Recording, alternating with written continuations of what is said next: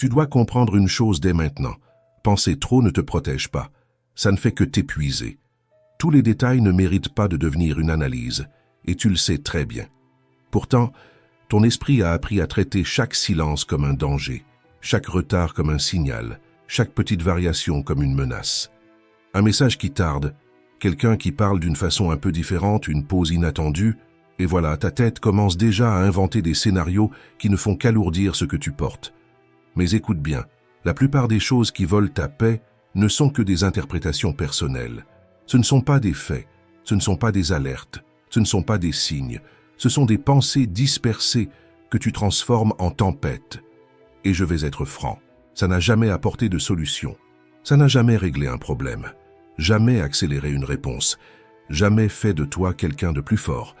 Ça a seulement consommé ton énergie, brouillé ta présence et t'a éloigné de ce qui compte vraiment. Les stoïciens avaient une règle non négociable. Ce qui ne dépend pas de toi ne mérite pas ton énergie. Ce qui dépend de toi n'a pas besoin de ton anxiété, mais de ton action. C'est aussi simple que ça. Ce qui est entre tes mains se résout avec une attitude juste. Ce qui ne l'est pas, tu apprends à le laisser partir. Et à partir d'aujourd'hui, chaque fois que ton esprit commencera à s'emballer, tu feras exactement l'inverse. Tu respireras profondément, tu reviendras à l'instant présent et tu te souviendras que tu n'es pas prisonnier de tes propres pensées.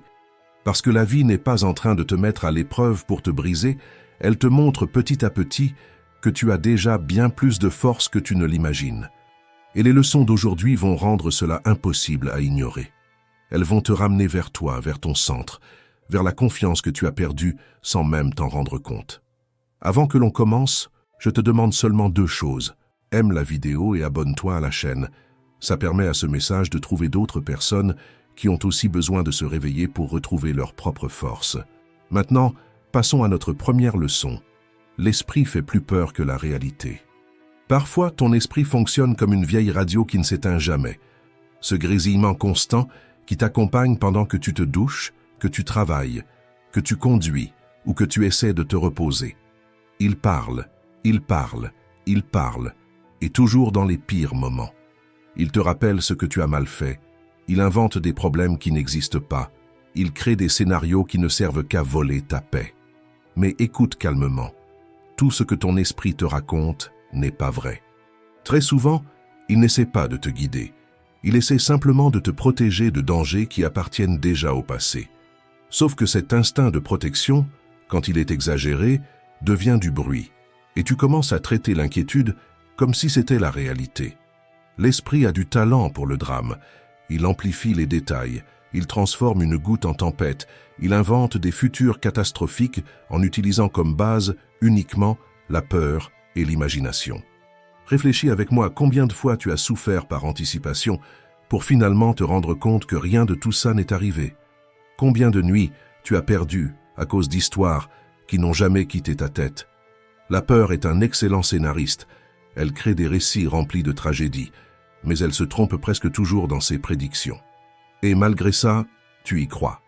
Tu y crois parce que tu as entendu ce bruit intérieur pendant tellement de temps que tu as fini par le traiter comme un fait. Les stoïciens ont toujours alerté à ce sujet. Pour eux, l'esprit n'est pas le problème. Le problème, c'est de confondre pensée et réalité. Marc Aurèle disait que la qualité de ta vie dépend de la qualité de tes pensées, non pas parce que les pensées ont un pouvoir magique, mais parce qu'elles influencent la manière dont tu interprètes tout ce qui t'entoure. Vois les choses ainsi. L'esprit est comme une rivière agitée, l'erreur, c'est de croire que tu dois sauter dedans. L'art stoïcien, c'est d'apprendre à observer le courant sans te laisser entraîner. Quand une pensée anxieuse arrive, ne lutte pas contre elle. N'essaie pas de prouver quoi que ce soit, n'entre pas dans la discussion. Contente-toi de faire ce qu'un bon voyageur ferait sur un quai de gare, regarde le train passer. Tu n'as pas besoin de monter dedans simplement parce qu'il est arrivé. Répète-toi quelque chose de simple mais puissant. Ceci n'est qu'une pensée, ce n'est pas la vérité. Cette phrase est une ancre, elle te ramène au présent, elle te sépare de la catastrophe imaginée et elle baisse le volume de la radio. Essayer d'éliminer les pensées est inutile. Ce serait comme essayer d'empêcher l'océan de faire des vagues. Mais tu peux apprendre à ne pas te noyer dedans. C'est comme dresser un chien agité pour qu'il n'aboie plus au moindre mouvement. Au début, ça lui paraît étrange, mais avec de la constance, Il apprend à faire confiance, à se détendre, à lâcher prise. La peur fonctionne de la même façon. Quand tu la nommes, elle diminue. Quand tu l'observes s'enfuir, elle se dissout. Quand tu arrêtes de réagir automatiquement, elle perd son autorité. La paix ne naît pas quand l'esprit arrête de faire du bruit. Elle naît au moment où tu arrêtes de croire tout ce qu'il dit. Il ne s'agit pas de faire taire les pensées, il s'agit de ne pas les laisser commander ta vie. La confiance apparaît quand tu acceptes ce fait simple et puissant. Tu ne contrôles pas tout, mais tu contrôles la façon dont tu réagis à ce que tu penses. Et souviens-toi, le feu n'éteint pas le feu. Ne cherche pas à vaincre l'inquiétude avec encore plus d'inquiétude. Respire, observe, lâche prise et fais confiance. Avec le temps, tu vas te rendre compte que ce bruit qui te paraissait si menaçant n'était que l'écho de ton insécurité. Et au moment où tu choisis le calme à la place de la catastrophe imaginée, l'esprit comprend le message, il s'apaise, et ton âme reprend sa place aux commandes. Numéro 2. La sagesse de marcher sans réponse toute faite. C'est inconfortable d'admettre que tu ne contrôles pas tout, que la vie ne te donne aucune garantie, qu'il n'existe pas de manuel pour expliquer la prochaine étape. Et, quand tu t'en rends compte, ton esprit se met en alerte. Il imagine le pire, invente des scénarios, crée des peurs qui semblent réelles. Tu veux des réponses rapides, tu veux de la sécurité, tu veux le confort du prévisible. Mais ce qui te fait vraiment mûrir, c'est justement de ne pas savoir. L'incertitude est l'épreuve la plus pure de la confiance. Avoir confiance, c'est avancer même quand le sol n'est pas encore apparu. C'est inspirer profondément, même quand ton esprit insiste pour dessiner des tragédies. Nous vivons dans une époque obsédée par le contrôle, par des agendas parfaitement réglés, par des plans impeccables, et il suffit d'un changement inattendu pour que tu aies l'impression que tout s'écroule. Mais la vie n'est pas un tableau de chiffres, c'est un sentier dans la forêt, où chaque pas ne révèle que le mètre suivant, pas le chemin entier. Si tu regardes les choses avec honnêteté, tu vas remarquer que les meilleures choses de ta vie n'étaient pas dans tes plans. Elles sont apparues quand tu as osé avancer sans savoir où cela te mènerait. La peur de l'inconnu essaie de te paralyser parce qu'elle confond sécurité et stagnation. La routine ne fait pas peur, mais elle ne transforme rien non plus. Et c'est là que se trouve le dilemme. Pour grandir, tu dois accepter le vide entre un pas et l'autre. L'absence de certitude est le berceau de la confiance. C'est dans cet espace où rien n'est garanti que quelque chose de nouveau commence à éclore en toi. Les stoïciens comprenaient cela avec clarté. Pour eux, la sérénité ne consiste pas à avoir tout résolu, mais à rester lucide, même au milieu de l'incertain. Marc Aurèle rappelait que le sage ne craint pas l'avenir parce qu'il a confiance en sa propre capacité à l'affronter. Et c'est exactement ce que tu oublies lorsque l'anxiété prend le dessus. Fais confiance à toi-même, pas aux résultats. Marcher sans carte ne veut pas dire être perdu. Cela veut dire croire que la prochaine étape apparaîtra quand tu feras la première. C'est remplacer « et si ça tournait mal » par « et si ça marchait ». Ce simple échange change ton énergie, change ta posture, change la manière dont tu te présentes face à la vie. L'inconnu n'est pas toujours dangereux. Parfois, c'est lui qui te libère. Il fait peur au début, mais ensuite, il se transforme en l'air qui te renouvelle. L'incertitude n'est pas une ennemie, c'est une professeure. Elle t'apprend à arrêter de chercher des garanties impossibles, à faire confiance au processus, à avancer même sans voir le dénouement. La vraie foi, pas religieuse mais humaine, c'est cette certitude silencieuse que quoi qu'il arrive, tu sauras gérer. Et quand tu acceptes de ne pas savoir, ton corps se détend. Tu arrêtes d'exiger de la vie une perfection impossible pour pouvoir être en paix. Tu arrêtes de te battre contre le courant et tu commences enfin à marcher avec lui. Le calme ne naît pas quand le futur devient prévisible. Il naît quand tu arrêtes d'exiger qu'il le soit. Alors, si aujourd'hui tu n'as pas toutes les réponses, ce n'est pas un problème. Aucun grand chemin ne commence avec une clarté totale. Ce qui compte, ce n'est pas d'avoir une carte, c'est de faire confiance à ta propre direction. L'incertitude n'est pas une punition. C'est simplement la vie qui te demande « Est-ce que tu es prêt à avoir confiance en toi ?» Et quand tu réponds « Oui », quelque chose de puissant se produit. L'inconnu cesse d'être une menace et devient une liberté. Marcher sans certitude, ce n'est pas de l'imprudence, c'est du courage. Et seuls ceux qui ont confiance avancent sans peur de se perdre. Numéro 3. Votre esprit peut te guérir ou te briser. L'esprit parle tout le temps. Il commente, il critique, il compare, il juge. Et très souvent, il le fait avec toi sur un ton que tu n'utiliserais jamais avec quelqu'un que tu aimes. Si tu parlais à un ami de la même manière que tu te parles à toi-même, cette personne s'éloignerait probablement. Mais quand il s'agit de toi, tu acceptes, tu écoutes, et sans t'en rendre compte, tu laisses ce dialogue façonner la manière dont tu te vois, dont tu te traites et dont tu réagis au monde. Le point est simple, ce que tu te dis devient l'endroit où tu habites à l'intérieur. Et même sans t'en apercevoir, chaque jour tu choisis quelle voix tu nourris, celle qui te relève ou celle qui t'enfonce. Chaque phrase silencieuse laisse des traces dans ton estime de toi. Ce que tu répètes devient direction. Ce que tu insistes à croire devient conviction. Quand ton dialogue intérieur naît de la culpabilité, de la peur ou du doute, tu crées une sorte de brouillard autour de toi. Et dans ce brouillard, il devient facile d'oublier qui tu es. Facile de croire que tes erreurs sont plus grandes que tes réussites, facile de traiter tes chutes comme des échecs plutôt que comme des marches. Il y a quelque chose d'important ici. Le cerveau ne fait pas la différence entre ce qui arrive et ce que tu dis qu'il est en train d'arriver. Si tu répètes « je n'y arrive pas », ton esprit transforme ça en limite. Si tu dis « je vais essayer », il ouvre une porte. C'est la différence entre être prisonnier de tes pensées ou les transformer en alliés. Les stoïciens savaient cela pour eux. L'esprit peut être ton meilleur ami ou ton pire ennemi. Tout dépend du ton que tu utilises pour l'entraîner.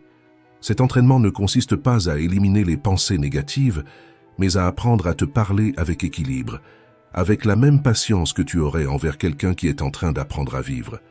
Te parler avec douceur n'est pas une faiblesse, c'est une discipline émotionnelle. Te crier dessus ne te fait pas avancer plus vite, ça te fait seulement abandonner avant même de commencer. La vraie force apparaît quand tu te soutiens, surtout les jours où tout semble instable. Au lieu de dire « je suis nul à ça », tu peux dire « je suis en train d'apprendre ». Au lieu de « rien ne marche pour moi », essayez « cette fois ça peut être différent ». Ce ne sont pas des phrases magiques, ce sont des façons de créer un espace intérieur où tu peux grandir sans avoir peur d'être puni. Le problème n'a jamais été de douter. Douter signifie que tu t'en soucies, que tu essaies, que tu es conscient. Le problème, c'est de te punir pour ça. Quand chaque faux pas devient une attaque, tu commences à avoir peur de bouger. Mais quand chaque chute devient accueil, tu apprends à faire confiance. Teste quelque chose de simple. Quand une pensée négative apparaît, réponds-lui avec la voix de quelqu'un qui t'aime. Pas pour nier la douleur, mais pour l'équilibrer. Si ton esprit dit « je n'y arriverai jamais », réponds « peut-être pas aujourd'hui, mais je suis plus proche qu'hier ». S'il dit « je suis un désastre », dis « je suis humain et je suis en train de grandir ». Ce petit geste change ton corps, ton humeur, ta posture face à la vie. Quand tu te traites avec plus de calme, ta perception s'ajuste, ton énergie se stabilise, ta confiance commence à naître. La confiance ne surgit pas d'un coup, elle se construit dans ses détails, dans les jours silencieux, dans les phrases intérieures que personne n'entend, dans les choix de ne pas t'abandonner. Tu n'as pas besoin d'être parfait pour avoir confiance en toi, tu as seulement besoin d'être constant. Te répéter que tu mérites du respect, que se tromper fait partie du chemin, que continuer est plus important que réussir à chaque fois. Ton dialogue intérieur est l'histoire qui conduit ta vie, et toute histoire peut être réécrite. Tu peux transformer un drame en apprentissage, une critique en élan, une peur en sagesse. Tu as seulement besoin de changer le ton. Quand tu apprends à être ton propre soutien, tout change. L'anxiété diminue, la clarté augmente, la vie devient plus légère. Alors la prochaine fois que ton esprit tente de t'attaquer, respire et rappelle-toi, tu n'as pas besoin de croire tout ce que tu penses. Tu peux choisir d'être refuge et non bourreau. La voix la plus puissante de ta vie ne vient pas de l'extérieur, elle vient de l'intérieur. Parle-toi comme quelqu'un qui souhaite te voir grandir, et non comme quelqu'un qui te punit de ne pas être parfait. Numéro 4. Le fil trop tendu. Il existe une forme de tension que tu portes sans t'en rendre compte, comme s'il y avait un fil en toi, tiré un peu plus chaque jour. À l'extérieur, tu sembles aller bien, mais à l'intérieur, il y a toujours une partie de toi qui essaie de tout maintenir en place, tout organiser, tout sous contrôle. Et c'est exactement là que le fil commence à s'user. Au début, cette dédication naît du soin, du désir sincère de bien faire.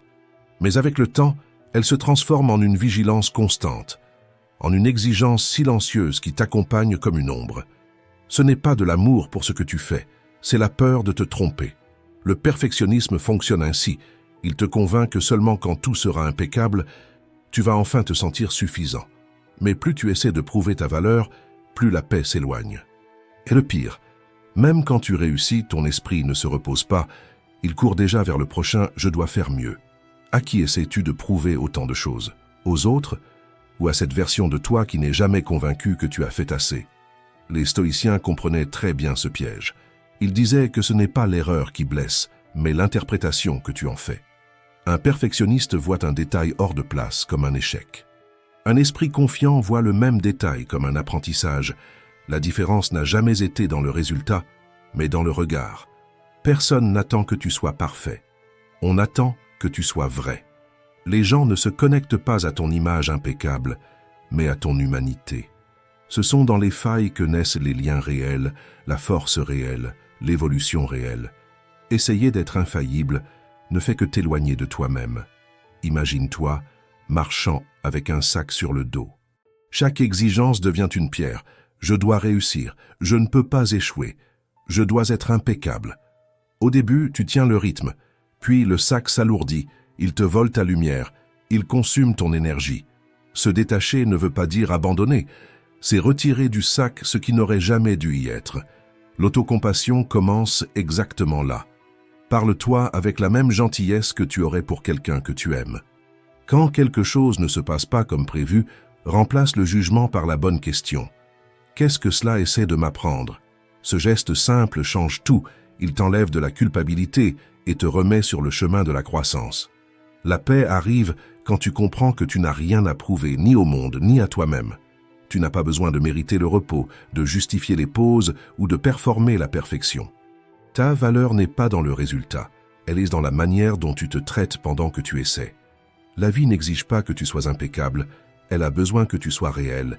Et paradoxalement, c'est lorsque tu lâches cette nécessité de perfection que les choses commencent enfin à circuler, parce que celui qui apprend à échouer sans se détruire de l'intérieur découvre une liberté que le perfectionnisme n'aurait jamais laissé exister. Numéro 5. Ne laisse pas ton imagination te blesser. Tu as une capacité impressionnante à transformer un simple risque en une tragédie complète. À partir d'un détail qui sort du prévu, d'une possibilité minuscule qui apparaît, et voilà, ton esprit se précipite pour écrire le pire scénario possible, l'échec, la perte, le rejet, tout avec anticipation et drame. Le plus ironique, c'est que dans la majorité des cas, rien de tout cela n'arrive. Mais toi, tu as déjà souffert, tu as déjà senti cette pression dans la poitrine, ce poids dans l'estomac, tout ton corps réagissant comme si tu étais au milieu d'un vrai désastre. Le cerveau ne sait pas différencier ce que tu imagines de ce qui se passe réellement, et tu finis par vivre des tempêtes qui n'arrivent jamais. Tout commence avec les fameux « et si ». Et si ça tourne mal? Et si je perds tout? Et si je regrette? Ces questions ressemblent à de la prudence, mais ce ne sont que des masques de la peur. Elles te convainquent que tu te prépares, alors qu'en réalité tu es juste en train de te torturer à l'avance. Les stoïciens avaient compris cela bien avant nous. Ils disaient que souffrir avant l'heure, c'est souffrir 2 fois. Et ils avaient raison. L'anticipation de la douleur ne te protège pas. Elle ne fait que t'affaiblir. Quand tu vis coincé dans le futur, tu abandonnes le présent. C'est comme essayer de marcher avec un pied au sol et l'autre en l'air. Tu ne trouves jamais l'équilibre.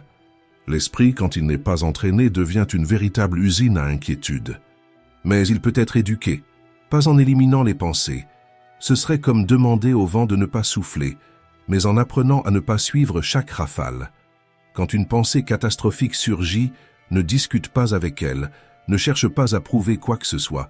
Dis-toi simplement avec fermeté « Merci pour l'avertissement, mais je n'ai pas besoin de ça maintenant ». Cette simple phrase coupe la spirale. Et juste après, reviens au présent, respire, sens tes pieds au sol. Observe ce qui est devant toi. Le moment présent est le seul endroit où ta vie se déroule vraiment.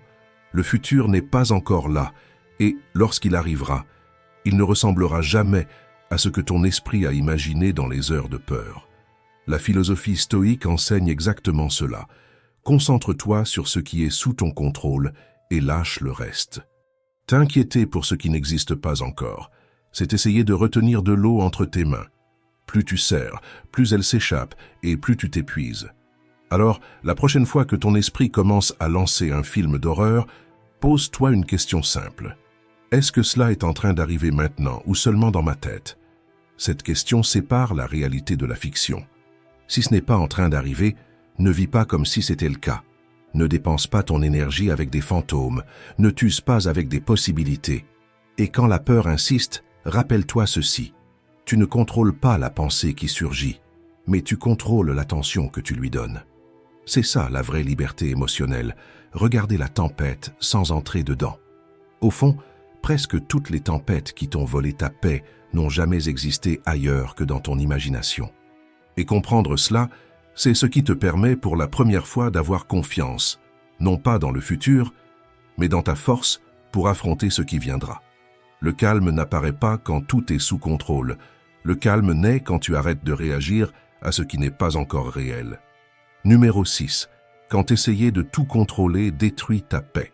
La vérité est simple, même si elle est difficile à admettre. Tu passes une grande partie de ta vie à tenter de garantir que tout se déroule exactement comme tu veux. Tu veux que les gens réagissent comme tu imagines, que tes plans suivent le scénario à la lettre, que rien ne sorte de l'axe. Et quand la réalité n'obéit pas parce qu'elle n'obéit jamais, naissent alors l'anxiété, la frustration, cette impression que tout est en train de t'échapper entre les doigts. Le contrôle, dans la pratique, fonctionne comme du sable mouillé. Plus tu serres, plus vite il s'échappe. Et pourtant tu insistes, parce que l'esprit humain a une peur immense de l'inconnu. Il préfère imaginer des catastrophes plutôt que d'accepter qu'il ne sait pas ce qui va arriver. C'est là que commence l'inquiétude, dans cette tentative désespérée de prévoir ce qui est bien au-delà de ta portée. Les stoïciens ont toujours été très clairs là-dessus. Il y a ce qui dépend de toi, et il y a ce qui n'en dépend pas. Ton attitude dépend de toi, ta posture dépend de toi, ton effort dépend de toi, mais le comportement des autres, le temps, le cours des situations, tout cela ne t'appartient pas. Même en sachant cela, on continue de lutter contre la réalité. On essaie de forcer des portes déjà fermées, on insiste sur des chemins qui ont pourtant montré qu'ils n'étaient pas les nôtres. Et au final, on ne perd pas le contrôle, on perd seulement la paix. Pensez ainsi, la vie n'a pas été faite pour être contrôlée, elle a été faite pour être accompagnée. Elle a ses rythmes, ses pauses, ses détours. Et bien souvent, ce qui aujourd'hui ressemble à un retard est exactement ce qui est en train de te protéger de quelque chose pour lequel tu n'es pas encore prêt. Vouloir tout contrôler, c'est juste une autre manière de dire « je ne fais pas confiance ». Mais faire confiance, ce n'est pas croiser les bras, c'est arrêter de te battre contre ce qui ne dépend pas de toi et diriger ton énergie vers ce qui transforme réellement ta journée. Tu veux pratiquer? Commence petit. Aujourd'hui, observe combien de fois tu essaies de contrôler ce qui n'est pas entre tes mains, le message qui n'arrive pas, la circulation, la réaction de quelqu'un, le ton d'une conversation. Chaque fois que tu remarques cet élan, respire profondément et répète en silence « Ce n'est pas à moi de contrôler ça ». Le contrôle absolu est une illusion qui épuise. L'acceptation est une vérité qui libère. Et la différence entre les deux tient en un seul mot – confiance. Pas la confiance naïve que tout se déroulera comme tu le veux, mais la confiance mûre que quoi qu'il arrive, tu sauras faire face. La vie ne te demande pas de la dominer, elle te demande de lui faire confiance. Lâcher, ce n'est pas perdre. Lâcher, c'est permettre aux choses de trouver leur propre place. C'est la sérénité qui naît quand tu comprends que vivre, ce n'est pas tenir le monde à pleine main. C'est marcher dedans, avec présence, courage et foi. Numéro 7. La confiance ne naît pas des mots, elle naît de l'attitude. Tu n'es pas né dans l'insécurité. Ce doute qui aujourd'hui te paralyse s'est construit petit à petit, nourri par des comparaisons, des critiques et de petites chutes qui semblaient innocentes, mais qui ont créé en toi une voix méfiante qui demande toujours « Et si je n'y arrivais pas ?» Mais comprends bien, cette voix, ce n'est pas toi. C'est seulement un vieux écho qui n'a jamais été mis à jour. La confiance ne s'exige pas, elle se cultive. Elle n'arrive pas comme une révélation, elle n'apparaît pas soudainement dans un moment d'inspiration. Elle se construit comme un muscle qui est resté trop longtemps immobile. Chaque petite action est un entraînement, chaque promesse tenue est une brique posée au bon endroit. Croire en soi n'est pas de l'arrogance, c'est du respect de soi. Le monde t'a appris que la confiance est une apparence, mais la vraie confiance est silencieuse. Elle vit dans le regard de celui qui se connaît, de celui qui sait où il est fort et où il est encore en train d'apprendre. Ce n'est pas la perfection, c'est l'honnêteté envers soi-même. Les stoïciens disaient que la maîtrise de soi est la plus grande force humaine, parce que celui qui se maîtrise lui-même ne dépend pas de l'approbation du monde. La motivation te pousse pendant un jour. La constance te porte pendant toute une vie. L'erreur, c'est de croire que tu dois te sentir en sécurité pour agir. La vérité, c'est l'inverse. Tu agis et la sécurité vient après. Chaque fois que tu tiens une promesse faite à toi-même, ta confiance grandit. Quand tu dis « demain je commence » et que tu commences vraiment, ton esprit comprend qu'il peut compter sur toi et il l'enregistre. Le problème, c'est qu'il enregistre aussi l'inverse. Quand tu te déçois à répétition, ton esprit apprend à douter, exactement comme il douterait de quelqu'un qui promet toujours et ne tient jamais. Reconstruire cette crédibilité intérieure n'exige pas de discours, cela exige de la pratique. De petits objectifs presque anodins, se lever 10 minutes plus tôt, ne pas regarder le téléphone au petit déjeuner, boire de l'eau quand tu as dit que tu en boirais. Des gestes simples qui envoient le message « je fais ce que je dis ». Avec le temps, cette fiabilité silencieuse se répand dans toutes les sphères de ta vie. La foi en soi naît dans ce que personne ne voit, dans la discipline quotidienne, dans la parole tenue, dans le respect que tu choisis de t'offrir même quand personne ne te félicite. C'est cela qui transforme le doute en clarté et la peur en sérénité. Les personnes les plus confiantes ne sont pas celles qui ne tombent jamais, mais celles qui n'ont plus peur de tomber. Elles comprennent que chaque chute n'est qu'un ajustement, pas une fin. Alors, arrête de chercher la confiance chez les autres. Arrête de demander au monde ce que toi seul peux construire. Construis de l'intérieur vers l'extérieur. Tiens ta parole. Parle-toi avec douceur. Traite-toi comme quelqu'un digne de respect.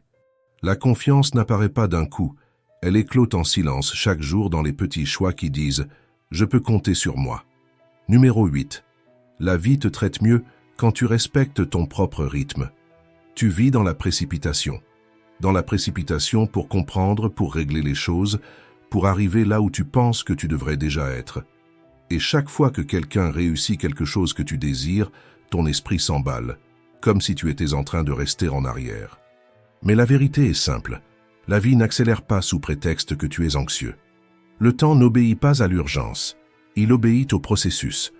Nous vivons à une époque qui idolâtre la vitesse. Tout le monde semble arriver plus vite, décider plus vite, grandir plus vite. Et toi, sans t'en rendre compte, tu commences à confondre mouvement et évolution. Mais courir ne veut pas dire progresser, et se comparer ne veut pas dire se connaître. Elle a déjà réussi. Il est mieux que moi. Moi, je reste sur place. Ces phrases semblent innocentes, mais elles te vident de ton énergie. La comparaison ne pousse jamais en avant. Elle ne fait que ronger. Tu ne t'épanouis pas en regardant le jardin de l'autre, et pourtant, tu insistes pour mesurer ta vie avec des critères qui n'ont jamais été les tiens. Chaque personne avance avec un rythme, une histoire, une maturation qui ne peut pas être précipitée. Pense à un fruit cueilli trop tôt. Il n'est pas prêt, peu importe ton envie de le goûter. La vie fonctionne ainsi. Quand tu essaies de forcer ce qui est encore en train de mûrir, tu ne récoltes que de l'amertume. Les stoïciens le savaient. Ils ne tentaient pas de contrôler le temps. Ils respectaient le temps.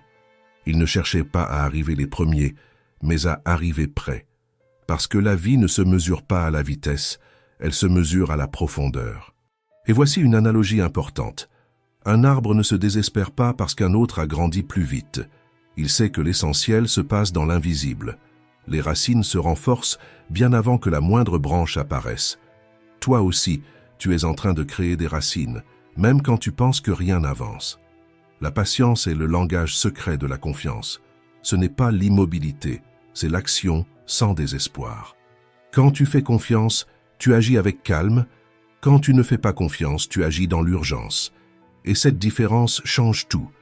L'urgence vient de la peur. Le calme naît de la certitude que ce qui est à toi ne se perd pas. Chaque fois que tu as l'impression d'être en retard, demande-toi « Qui est en train de parler ? Ma comparaison ou ma peur ?» Respire et répète « J'arrive à mon propre moment ».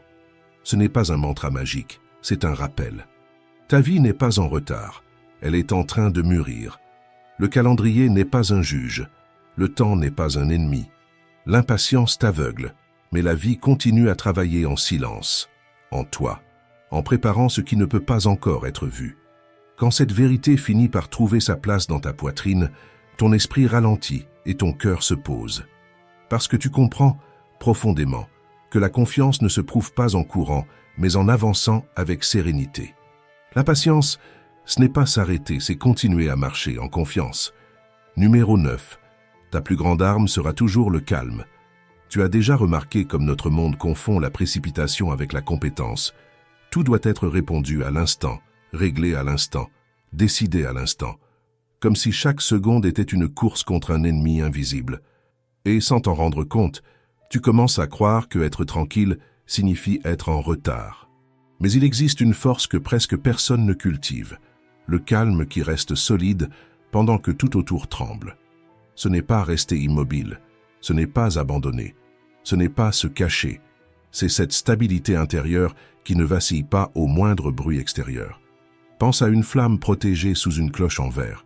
Dehors, il y a du vent, il pleut, le monde s'effondre, mais la flamme reste debout parce qu'elle est protégée par l'espace qu'il faut. Le calme fonctionne comme ça. Il crée un abri à l'intérieur de toi, et celui qui possède un abri intérieur ne réagit jamais dans la panique, il décide avec clarté. Quand le chaos arrive, la vraie force ne se trouve pas dans le fait de crier, d'accuser ou d'exploser, mais dans le fait de respirer profondément avant de répondre. Le calme n'est pas de la passivité. Le calme est une maîtrise. C'est toi qui te dis « Je choisis ma réaction, pas ma peur ». L'esprit, quand il est effrayé, transforme des ombres en menaces. Mais quand tu fais une pause, tu réalises que beaucoup de ces menaces n'existaient que dans ton imagination. Les stoïciens le savaient. Ils répétaient que tu ne contrôles pas le monde, mais que tu contrôles la signification que tu lui donnes. La tempête est la même. Ce qui change, c'est le pilote. Avec le calme, tu réfléchis mieux, tu vois au-delà de l'impulsion, tu agis avec précision. Avec la précipitation, tu réagis sous l'émotion et tu regrettes presque toujours. Et le calme, ça se travaille. Ça commence par des gestes simples, ne pas répondre tout de suite, ne pas transformer tout en attaque personnelle, ne pas porter le poids de l'humeur des autres. C'est comme régler le volume de ton esprit. Tu n'éteins pas le monde, mais tu décides de la place qu'il prend en toi. Quand tu sens l'anxiété monter, fais l'inverse de l'impulsion naturelle. Arrête-toi. Respire. Reviens à maintenant. Presque rien n'est une véritable urgence. Ce ne sont que des pensées qui courent plus vite que la vie. Avoir confiance en toi, c'est te rappeler que tu as déjà traversé des situations que tu jurais ne jamais pouvoir supporter. Tu es là, fatigué peut-être, mais plus sage, plus fort, plus conscient.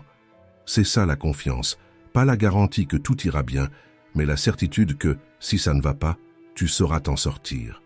Garder sa sérénité au milieu du chaos ne te rend pas froid, ça te rend mûr. Celui qui domine son propre calme domine sa propre vie. Et, quand tout semblera sur le point de s'écrouler, rappelle-toi, le calme n'efface pas le chaos, il te garde entier pendant que tu le traverses. Il a toujours été là en toi, attendant le moment où tu choisirais enfin de l'écouter. Si cette idée a résonné en toi, écris en commentaire. Tout n'a pas besoin de contrôle, seulement de confiance. Merci d'être resté jusqu'ici. Si cette vidéo t'a aidé à voir les choses autrement, je t'invite à t'abonner à la chaîne. Ici, nous continuons ensemble à réfléchir, à grandir et à construire une force intérieure.